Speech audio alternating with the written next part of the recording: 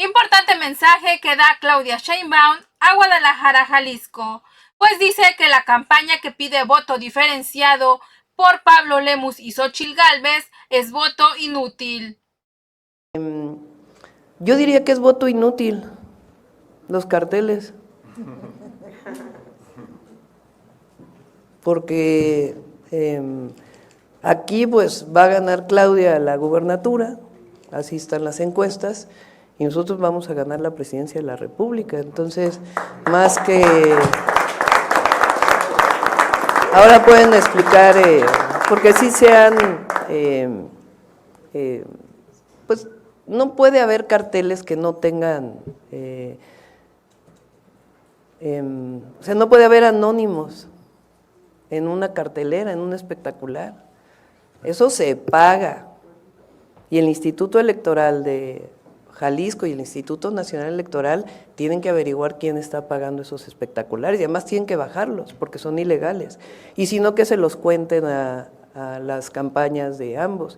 Pero a la ciudadanía, a los habitantes de Jalisco, al pueblo de Jalisco, eso se llama voto inútil. ¿Qué tal, amigos de Fuera Máscaras? Hoy estamos a 3 de abril del 2024. En conferencia de prensa en Guadalajara, Jalisco, la candidata presidencial de la 4T, Claudia Sheinbaum, mencionó que el Instituto Electoral de Jalisco y el Instituto Nacional Electoral tienen que averiguar quién está pagando los espectaculares que piden votar por Pablo Lemus y Xóchitl Gálvez, ya que dichos espectaculares y dicha campaña son ilegales. Cabe mencionar que el dirigente nacional de Morena, Mario Delgado, informó que van a presentar las denuncias correspondientes por esta campaña. Sin más preámbulos, veamos esta nota.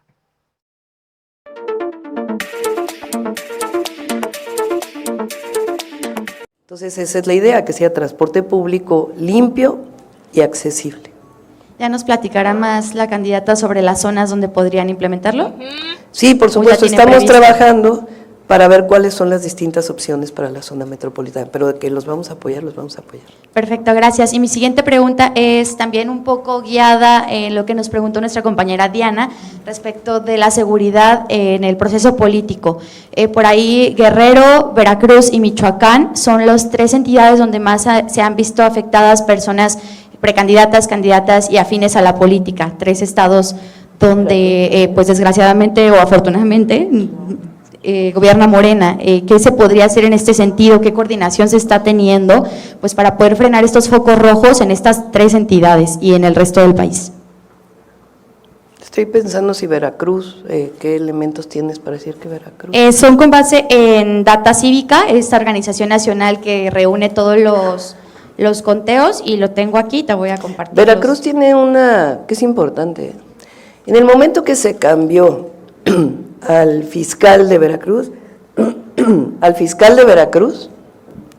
cuando llegó Cuitláhuac al gobierno, vino una disminución muy importante de los delitos en Veracruz, porque hay que recordarle a todo el país, y en particular a Veracruz, lo que era Veracruz antes de que llegara Cuitláhuac, de que llegara Morena al gobierno.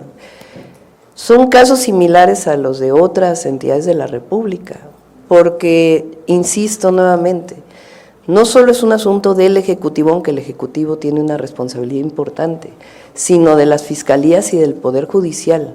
La construcción de la paz es un asunto de distintas instituciones, porque disminuir la impunidad tiene que ver con las fiscalías y tiene que ver con el Poder Judicial. Es el caso de Morelos, donde el fiscal pues tiene una responsabilidad enorme en la inseguridad de Morelos. ¿Por qué? Porque, bueno, tuvimos inclusive un debate y él fue detenido en su momento, es más, solo porque el Congreso de Morelos no lo ha desaforado, pero él encubrió un feminicidio probado. Entonces, en el caso de Veracruz, disminuyeron los homicidios y diversos delitos porque cambió el fiscal a una fiscal que ahora hay en Veracruz. En términos de la campaña, lo que estamos solicitando al INE, al gobierno federal y a los propios candidatos es que si solicitan la protección, se dé la protección. Y el gobierno de México, inclusive el día de ayer lo planteó la secretaria Rosa Isela en la mañanera, que se está apoyando a todos aquellos que requieran apoyo en seguridad. Pero insisto nuevamente, la elección va a ser una elección democrática y muy participativa. Gracias. José Luis Escamilla, Notisistema, bienvenido.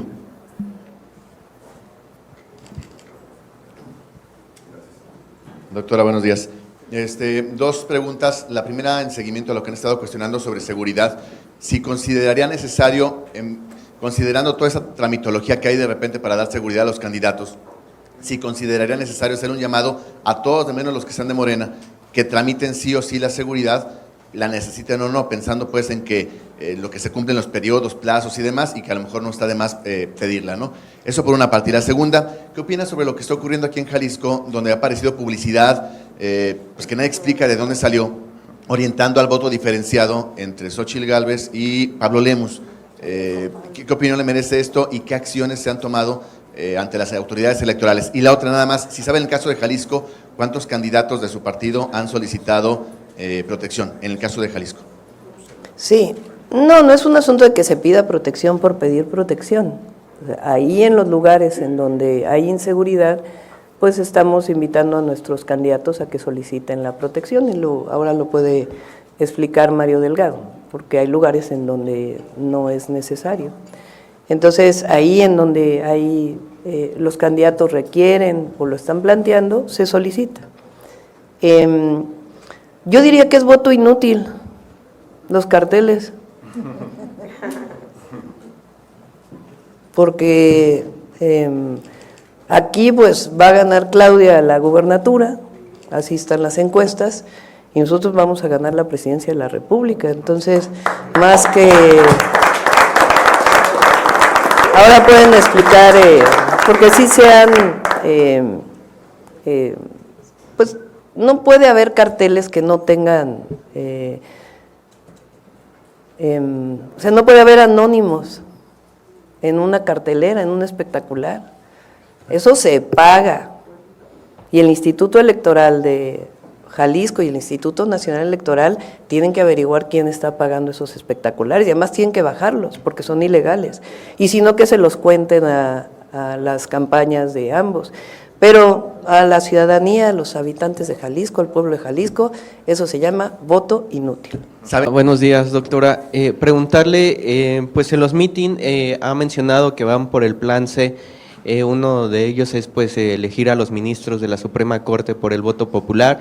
Incluso menciona que va más por la austeridad republicana. En ese sentido, preguntarle, dentro de su campaña, pues está el exministro Arturo Saldívar, quien está cobrando pues una pensión de 1.5 millones de pesos mientras está haciendo campaña a su favor. ¿Qué opinión le merece, incluso si se podrían retirar estas pensiones una vez que llegue a la presidencia? Sí, pues él tiene que explicarlo, le corresponde a él. Pero no tendría que tener coherencia dentro de este proceso. Él tiene que explicar. No hay ninguna manera de que usted podría hacerle un llamado. No, pues yo soy candidata, él tiene que explicar. Ok, perfecto, gracias. Continuamos con Arturo Cerda, Latinos. Gracias, bienvenido. Gracias, buenos días, gracias por la oportunidad, doctora. No hay una utilización política del caso de Gisela Gaitán por parte del gobierno de la República, del partido, de la campaña, porque parece más notoria la reacción que tuvieron y no es el primer caso de un aspirante a algún cargo de elección popular en el país que es víctima de la violencia. Y en ese sentido, ¿qué pasó ayer? Porque el gobierno de Guanajuato convocó a los diferentes partidos para una reunión de seguridad para revisar esta situación y Morena no asistió.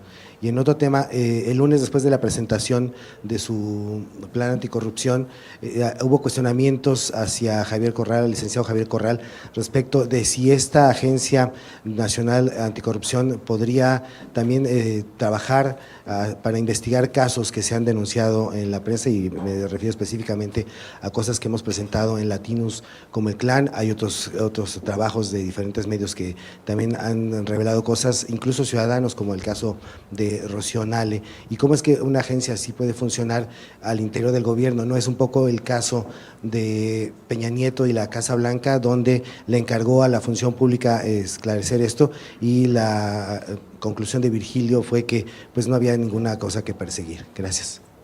Sí, a ver, por supuesto que nosotros lamentamos el asesinato de cualquier candidato o candidata, de cualquier persona, pero en particular en el proceso.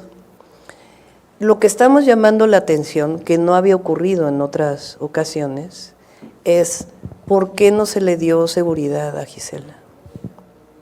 Esa es la pregunta, cuando ella lo solicitó, y lo solicitó Morena, Guanajuato. ¿Qué fue lo que pasó? Y tiene que esclarecerse. Entonces, nuestros candidatos en Guanajuato, precisamente por ese antecedente, lo que dicen es: preferimos tener seguridad del gobierno federal. Entonces, yo creo que todos debemos preguntarnos por qué no se le dio seguridad a ella cuando la solicitó. ¿Por qué hay 2 oficios del Instituto Electoral de Guanajuato? Ahí valdría la pena que hicieran ustedes un reportaje. Que Latinus haga un reportaje. ¿Por qué hay 2 oficios del Instituto Electoral? Uno que solicita pruebas de por qué necesitan seguridad, que me parece increíble. Miren, no sé si tienen por ahí, a ver si me prestan mi teléfono, para leerles lo que dice el oficio. Y otro, donde según esto, el Instituto Electoral sí le dijo al secretario de Gobierno, solicitándole… ay, no, es que necesito mis lentes.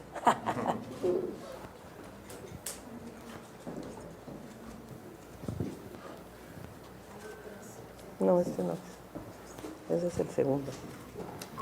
Fíjense, dice: en este tenor, de conformidad con el artículo 42 del Reglamento de Campañas para el Proceso Electoral Local Ordinario 2023-24, las candidaturas mediante escrito dirigido a la Presidencia del Consejo General podrán solicitar que éste gestione ante las autoridades competentes los medios de seguridad personal que requieren, para lo cual el escrito de mérito deberá contener los siguientes elementos. Estamos hablando de Celaya, Guanajuato, uno de los municipios de más inseguridad de todo el país.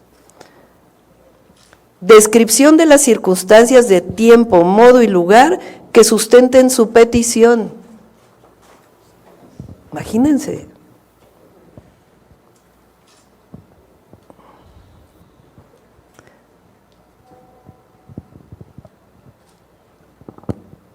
Incluirse un número telefónico o cualquier otro dato que permita contactarle de la manera más rápida. Copia de la denuncia. Copia de la denuncia y o querella correspondiente ante la autoridad competente en la que conste que se ha presentado de forma previa a la solicitud. Esto es del Instituto Electoral de Guanajuato. ¿Ese sería el primer oficio, perdón? Es el primer oficio. Sí, y el segundo oficio es un oficio al secretario de Gobierno pidiéndole, pero ese oficio apareció ya cuando se hace esta denuncia. O sea, por eso es algo importante para ustedes, los periodistas, el reportaje. El segundo oficio es la solicitud. Dice: Jesús Oviedo Herrera, secretario de Gobierno del Estado de Guanajuato, le comunico que hoy se recibió a la presidencia del Consejo General de este instituto el oficio tal, signado por Claudia Edith Suárez Ojeda, encargada de despacho de la Secretaría Ejecutiva del Instituto Nacional Electoral, mediante el cual remite el escrito signado por tal, secretario general de Morena en Guanajuato, mediante el cual presenta una solicitud de seguridad para diversas candidaturas. Se acompaña al presente copia del oficio de referencia y de su anexo.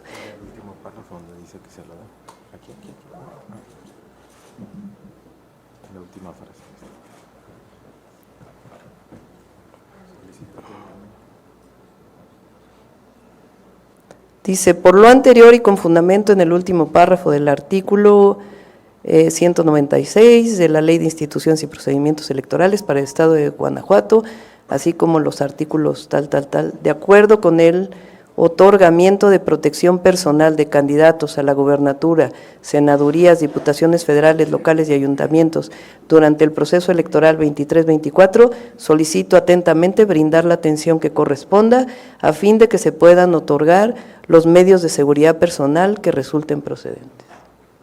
Pero este oficio le llegó a nuestro representante del instituto, ante el Instituto Electoral de Guanajuato, el OPLE de Guanajuato, el día en que nosotros denunciamos el primer oficio.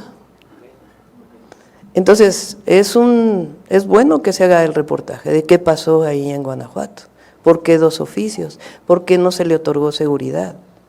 Entonces, por supuesto que nosotros queremos que todo aquel que pida protección de cualquier partido político se le otorgue, pero en el caso de Guanajuato vale la pena investigar por qué no se le dio protección. Entonces, muchas gracias.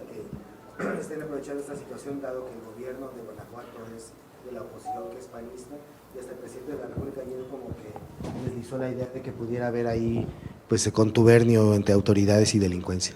La pregunta es esto.